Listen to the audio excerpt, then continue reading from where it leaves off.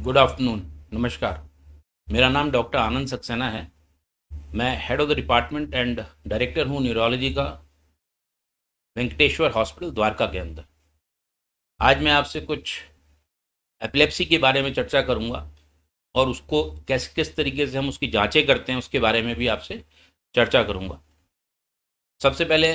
जैसे हम सब लोग जानते हैं कि एपिलेप्सी को हिंदी में मिर्गी भी कहा जाता है, और एपिलेप्सी एक बहुत कॉमन प्रॉब्लम है हमारे देश में भी, और इवन पूरे वर्ल्ड में भी बहुत कॉमन प्रॉब्लम है। और बहुत सारे लोग जो हैं एपिलेप्सी से सफ़र कर रहे हैं। और एपिलेप्सी के अंदर बहुत वजह होती हैं जिसकी वजह से एपिलेप्सीज होती हैं, जिनके अंदर की कई बार ब्रेन के अंदर कुछ स्ट्रक्चरल लीजन्स होते हैं, कोई कोई कोई डैमेज होती है ब्रेन में, जिसकी वजह से पेशेंट को दौरे पड़ते हैं। और कई बार जेनेटिक एपिलेप्सीज होती हैं जिसके अंदर की एमआरआई ब्रेन नॉर्मल होता है, उसमें कुछ मिलता नहीं है, लेकिन फिर भी पेशेंट को दौरे पड़ रहे होते हैं, जिसको हम इडियोपैथिक एपिलेप्सीज कहते हैं। जैसे जो स्ट्रक्चरल एपिलेप्सीज हैं उसको आइडेंटिफाई करना बहुत आसान होता है, क्योंकि हम एमआरआई कराते हैं तो हमें उसके अंदर स्ट्रक्चरल लीजन मिलते हैं। जैसे किसी को टीबी की गांठें हैं, या किसी को एनसीसी है जिसको हम टेपवर्म सिस्ट कहते हैं, या बंद गोभी का कीड़ा नॉर्मल भाषा में कहा जाता है। और उसके अलावा अगर किसी को कभी स्ट्रोक हुआ है या ब्रेन का ट्यूमर है तो वो भी जो है दौरे की फॉर्म में आ सकता है। पेशेंट के सिम्टम जो है उसमें दौरे दौरे के फॉर्म में आते हैं। और इसके अलावा जो है, जो इडियोपैथिक एपिलेप्सीज होती हैं उसके अंदर ब्रेन का एमआरआई हम करते हैं, वो नॉर्मल होता है, लेकिन फिर भी पेशेंट को दौरे पड़ रहे होते हैं। और दौरे जो है बहुत अर्ली एज के अंदर भी हो सकते हैं, जिसके अंदर कि बच्चे जब बॉर्न होते हैं वहाँ से लेकर के चाइल्डहुड एपिलेप्सी से लेकर के और एडल्ट तक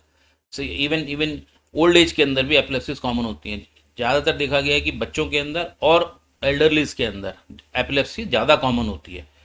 और कई ऐसी एपिलेप्सीज होती हैं जो एक पर्टिकुलर एज ग्रुप में आती हैं, जैसे कि कुछ ऐसी एपिलेप्सीज होती हैं जो जेनेटिक सिंड्रोम्स होते हैं, वो एक पर्टिकुलर टाइम पे आते हैं, जो एडोलेसेंस की एज में आते हैं, जिसके अंदर बच्चों को कई किस्म के दौरे पड़ते हैं, जिसको हम जुवेनाइल माइक्लोनिक एपिलेप्सी कहते हैं। उसमें बच्चों को बड़े दौरे, जिसमें अंदर के आपने देखा होगा कि जब दौरा पड़ता है तो हाथ पैर अकड़ जाते हैं, हाथ पैर अकड़ने के साथ साथ शेकिंग होती है, आंखें ऊपर की तरफ चढ़ जाती हैं, मुंह से झाग आते हैं, यूरिन निकल जाता है, या साथ में जीभ कट जाती है, मुंह से झाग आ रहे होते हैं। ये सब जो है इसको हम जनरलाइज टोनिक एपिलेप्सी कहते हैं। उसके अलावा पेशेंट को झटके लगते हैं, बिना बेहोशी के झटके, एकदम से चौंक जाना, हाथ में कोई चीज़ पकड़ी है छूट जाए, इस तरीके के सिम्टम्स होते हैं। या थोड़ी देर के लिए पेशेंट लॉस्ट हो जाए, उनको पता ही ना हो कि आसपास क्या हो रहा है। तो इस पर्टिकुलर एपिलेप्सी को जुवेनाइल माइक्लोनिक एपिलेप्सी कहते हैं, जो कि एक जेनेटिक एपिलेप्सी है। इसके अलावा जो है पेशेंट को बड़े दौरों के अलावा और भी कई किस्म के दौरे होते हैं। सिर्फ यही नहीं होता जिसके अंदर की पेशेंट के हाथ पैर अकड़े हैं, आँखें घूमी हैं। कई बार पेशेंट को दूसरी किस्म के दौरे आते हैं, इनको हम कॉम्प्लेक्स पार्शियल सीजर या एब्सेंट सीजर, जैसे कॉम्प्लेक्स पार्शियल सीजर्स कहते हैं। कॉम्प्लेक्स पार्शियल सीजर्स में पेशेंट को क्या होता है कि पेशेंट जो है उनको ऑटोमेटिज्म होता है, कुछ अजीब किस्म की एक्टिविटी वो करने लगते हैं, जैसे कि अपने लिप्स स्मैकिंग करेंगे, या वो अपने बटनों को खोलेंगे, या वो करेंगे, किसी चीज़ को पकड़ेंगे छोड़ेंगे, इस टाइप के ऑटोमेटिज्म होते हैं। और उसके बाद में पेशेंट को पूरा फुल फ्लेजेड दौरा आता है, और उस वक्त तक वो उनको अवेयरनेस रहती है कि मुझे ये होने वाला। और कई बार से लोगों को सिर्फ फोकल सीजर होते हैं, जिसके अंदर सिर्फ हाथ के अंदर या पैर के अंदर अकड़ापन आता है, और साथ में पेशेंट को झटके लगते हैं। तो ये इनको फोकल सीजर्स कहते हैं। तो ज़्यादातर जो फोकल सीजर्स होते हैं उसमें कहीं ना कहीं ब्रेन के अंदर जो है कुछ ना कुछ लीजन्स होते हैं, जिसको हम एमआरआई से पकड़ सकते हैं। इसके अलावा पेशेंट को एब्सेंट सीजर होते हैं, जिसमें बच्चे या एडल्ट्स के अंदर जो है वो they are lost for few seconds, उनको पता ही नहीं होता आसपास क्या हो रहा है, गुम हो जाते हैं। तो ये हर किस्म की जो एपिलेप्सी है इसको पकड़ना बहुत ज़रूरी होता है, ताकि हम इसको प्रॉपरली ट्रीट कर सकें। अब हम एक छोटा सा ब्रीफ मैंने आपको दिया कि किस तरीके से किस किस किस टाइप की एपिलेप्सीज होती हैं। अब कई ऐसे दौरे होते हैं जो लगते ऐसे हैं जैसे मिर्गी है, कि मिर्गी का दौरा है ये। और उसकी वजह से बहुत सारे पेशेंट जो हैं उन दवाइयों पे भी चल रहे होते हैं, लेकिन बावजूद वो बहुत सारी दवाइयों के खाने के बावजूद भी उसके दौरे कम नहीं हो रहे होते हैं। तो हमें ये आइडेंटिफाई करना पड़ता है कि ये जो दौरे हैं वास्तव में ये रियल दौरे हैं या ये सूडो सीजर्स हैं। कई ऐसे दौरे होते हैं जो कि वास्तविक सीजर नहीं होते हैं, वो दिखने में ऐसा लगेगा कि मिर्गी के दौरे हैं, और डॉक्टर्स उसको मेकआउट नहीं कर पाते कि ये जो है मिर्गी के दौरे हैं, या ये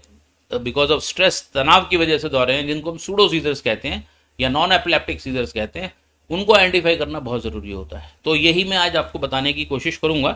कि हमारे पास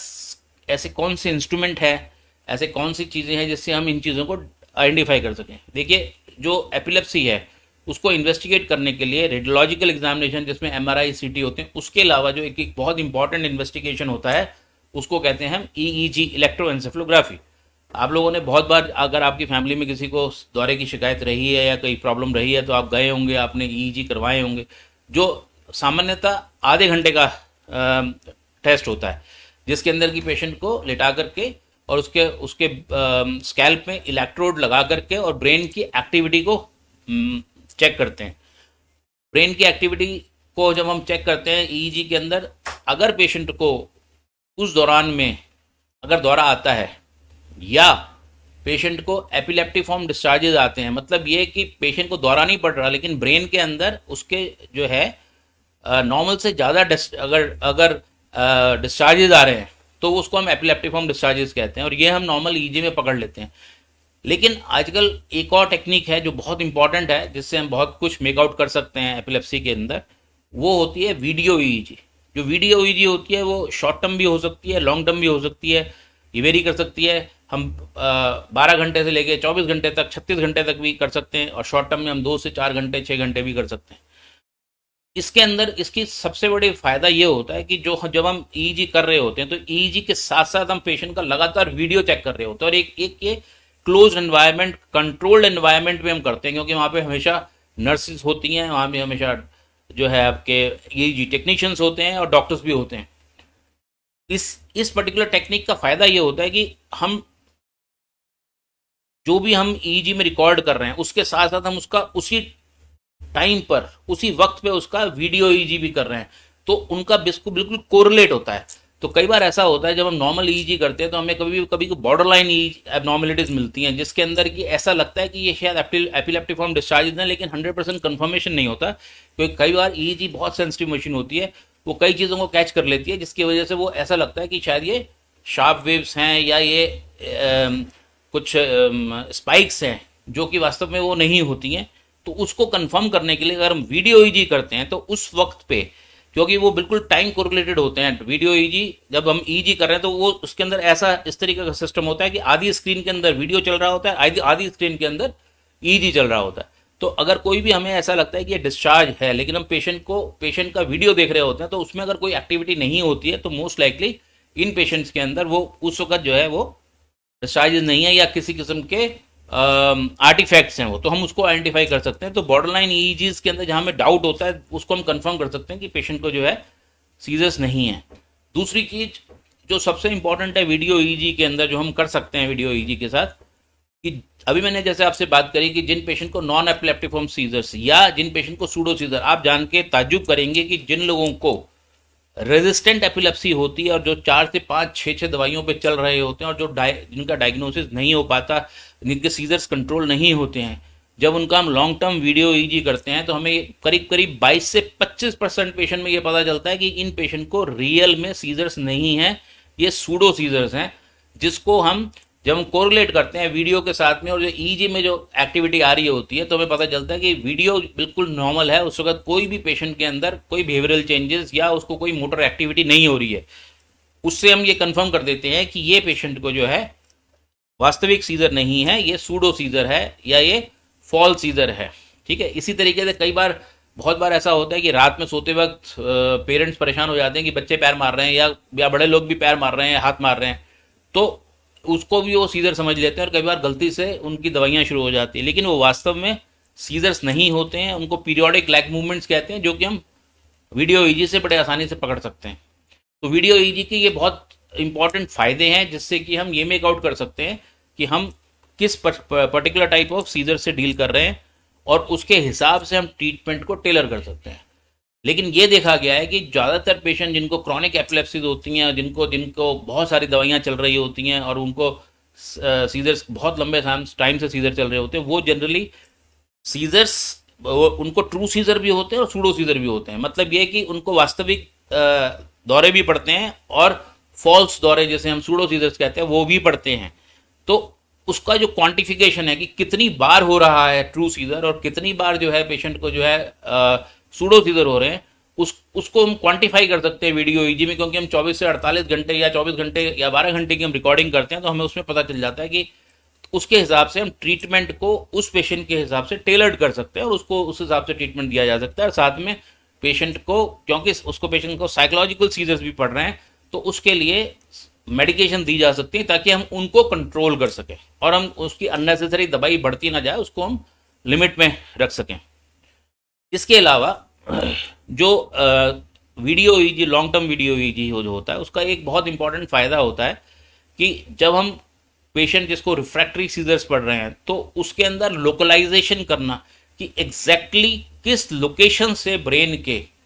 द्वारा उठ रहा है उसको पकड़ना, उसको उसको उसके लिए वीडियो ईजी बहुत ही हेल्पफुल है। क्योंकि जब हम वीडियो ईजी कर रहे होते हैं, मैं बार बार आपको बता रहा हूँ कि ईजी पैटर्न के साथ में हम पेशेंट का वीडियो भी खींच रहे हैं, तो उस वक्त जो भी पेशेंट के अंदर चेंजेस होते हैं,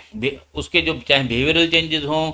चाहे उसके अंदर मोटर सिम्टम्स होंगे, उसके हाथ पैर अकड़ रहे हैं, जो कुछ भी हो रहा है, और वो ईजी के साथ कोरिलेट करता है, तो उससे हमें कंफर्मेशन हो जाता है कि ये पेशेंट को सीजर का लोकलाइजेशन का है, कि कहाँ से लोकलाइज हो रहा है, कहाँ से ये शुरू हो रहा है, जो कि हमें ट्रीटमेंट में बहुत हेल्प करता है। बहुत सारे ऐसे पेशेंट्स होते हैं जिनको हम एपिलेप्सी सर्जरी के लिए लेके जाते हैं, ताकि उन पेशेंट्स के अंदर, खासतौर पे जो टेम्पोरल स्क्लेरोसिस के पेशेंट्स होते हैं या एक्स्ट्रा टेम्पोरल जो सीजर्स होते हैं, जहाँ पर कि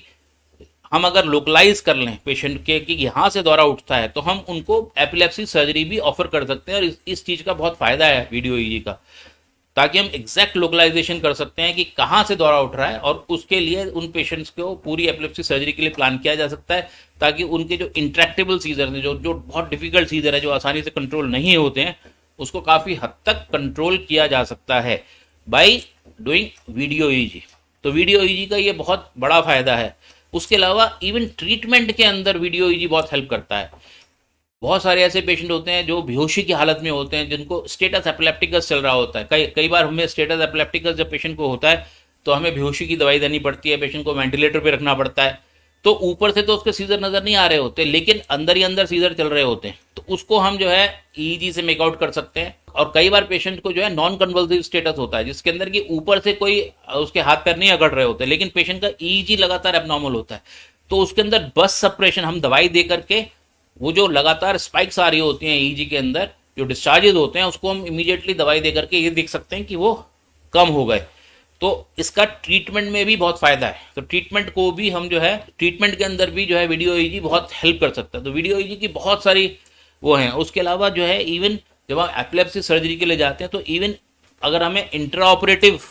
भी अगर ईजी करना पड़े, तो उसके लिए वो इंट्रा ऑपरेटिव ईजी भी किया जा सकता है। उसमें ग्रिड जो है लगाया जा सकता है न्यूरोसर्जन की हेल्प की वजह से, और कुछ खास किस्म के इलेक्ट्रोड कुछ जगहों पे प्लेस किए जा सकते हैं। सो ये सब चीज़ें जो हैं वीडियो ईजी को एक बहुत ही इम्पॉर्टेंट इन्वेस्टिगेशन बनाता है फॉर एपिलेप्सी के डायग्नोसिस में, क्योंकि हम क्लासिफाई कर सकते हैं कि एपिलेप्सी कौन सी एपिलेप्सी है, कहाँ से ये ओरिजिनेट कर रही है, और इसका ट्रीटमेंट के लिए हम कौन सी ड्रग को चूज़ करें। इन सब चीज़ों का बहुत डिपेंड करता है ऑन, इससे हम बहुत कुछ डायग्नोस कर सकते हैं। हम ये मेक आउट कर सकते हैं वीडियो ईजी से कि पेशेंट को जो है किस टाइप का सीजर से, कहाँ से लोकलाइजेशन हो रहा है, और किस टाइप का ट्रीटमेंट इसको सबसे ज़्यादा हेल्प करेगा। अभी कुछ क्वेश्चंस आए हैं मेरे पास, उसके अंदर सबसे पहला क्वेश्चन है कि dos and don'ts in epilepsy. बहुत इंपॉर्टेंट क्वेश्चन है,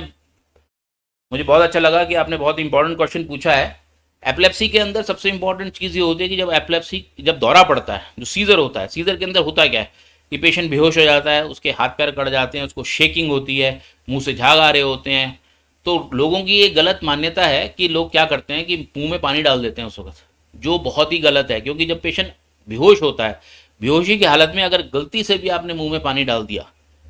तो वो उसमें लंग में जाने का खतरा होता है, और उससे पेशेंट को निमोनिया हो सकता है, जो कि बहुत डेंजरस होता है। इसलिए जब होता है पेशेंट को अगर एपिलेप्सी का सीजर, तो बहुत इंपॉर्टेंट है कि एक तो हमें, जब पेशेंट गिर रहा होता है, तो हमें कुछ ऐसा सिस्टम रखना चाहिए जहाँ पे बहुत ज़्यादा सीजर हो रहे हैं इन पेशेंट को, कि वहाँ पे आसपास ऐसी चीज़ें हों ताकि गिरने पे चोट ना लगे, एक चीज़। सेकेंडली, पेशेंट अगर गिर चुका है ज़मीन पे, कुछ नहीं करना, एक साइड पे टर्न कर देना है, और जो मुंह में झाग आ रहे हैं उसको निकलने देना है। मुंह में कपड़ा डालने की, मुंह को खोलने की, मुंह में चम्मच डालने की, ऐसी कोई भी गलती ना करें,